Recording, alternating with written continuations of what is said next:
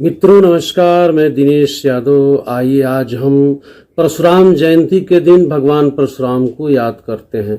अभी कल ही जो है महाराणा प्रताप की भी जयंती थी। कभी आपने सोचा है कि हम महाराणा प्रताप और भगवान परशुराम को क्यों याद करते हैं? केवल उनके जीवन पर प्रकाश डाल लेना और केवल उनके जो चित्र है, मूर्ति है, उस पर माल्यार्पण कर देना, इससे काम नहीं चलेगा।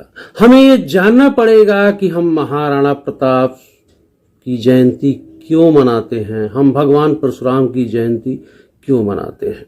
इन दोनों महापुरुषों को जब हम पूरा समझ पाएंगे, जान पाएंगे, तो निश्चित तौर पे हमारा जो जीवन है इस पृथ्वी नामक ग्रह पर वो भी सफल हो पाएगा।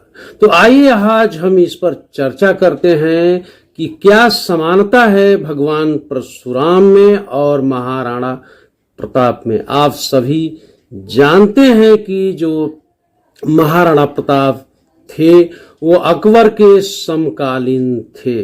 राज्याभिषेक के दौरान 1572 में अकबर ने पूरी कोशिश की कि महाराणा प्रताप हमारी अधीनता स्वीकार कर लें, परंतु लाख कोशिश के बाद भी महाराणा प्रताप ने अकबर की अधीनता स्वीकार नहीं की। जंगल में परिवार के साथ उन्होंने घास की रोटी खाना स्वीकार किया, संघर्ष करना उन्होंने स्वीकार किया, लेकिन उन्होंने कभी पराधीनता स्वीकार नहीं किया। आज के लोगों की तरह लालची और लोभी उस समय के महापुरुष नहीं हुआ करते थे कि थोड़े थोड़े से टुकड़े पर वह दूसरे की पराधीनता स्वीकार कर लें।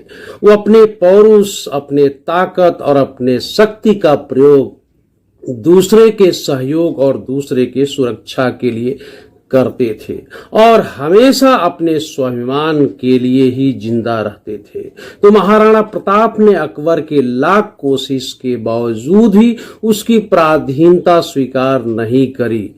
यहां तक कि पराधीनता स्वीकार न करने पर हल्दी घाटी का युद्ध भी हुआ। उस 6 घंटे के युद्ध में थोड़ी सी हार भले महाराणा प्रताप की हुई, लेकिन इसके बावजूद भी उन्होंने हार स्वीकार नहीं की और उनके परिवार का कोई भी सदस्य अकबर के सैनिकों के पकड़ में नहीं आया और वीरता के साथ महाराणा प्रताप लड़ते हुए अपने जीवन की कुर्बानी दे दी, लेकिन कभी भी उसने पराधीनता स्वीकार नहीं की। यही वजह है कि आज भी हम स्वाभिमान के साथ, गर्व के साथ महाराणा प्रताप को याद करते हैं और उसे सीखते हैं कि जीवन में किस तरह से सम्मान के साथ जीना चाहिए।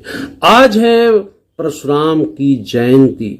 महाराणा प्रताप और परशुराम जी में एक समानता जरूर है, इसे हमें जान लेना चाहिए।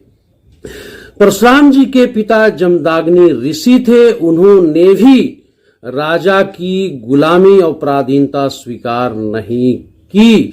भले उस राजा ने अपमानित किया, लेकिन जमदाग्नि ऋषि ने कहा कि मैं ऋषिवर हूं और मैं शिक्षा देता हूं और मैं तुम्हारा पराधीनता स्वीकार नहीं करूंगा।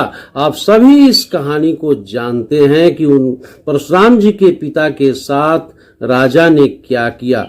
वह जो आक्रोश था पिता के साथ अपमान का, परशुराम जी ने उसका बदला लेने की कोशिश की और परशुराम जी ने भी पराधीनता स्वीकार नहीं किया और उस राजा के साथ युद्ध करके विजय को प्राप्त किया। इसलिए कोई भी व्यक्ति जो इस पृथ्वी नामक ग्रह पे आता है, कभी लोभ लालच में किसी की पराधीनता स्वीकार नहीं करना चाहिए। और इन महापुरुषों से, महाराणा प्रताप और परशुराम जी से यह सीखना चाहिए कि हमें किस तरह से सम्मान का जीवन जीना है। ये महापुरुष हमें यही प्रेरणा देते हैं।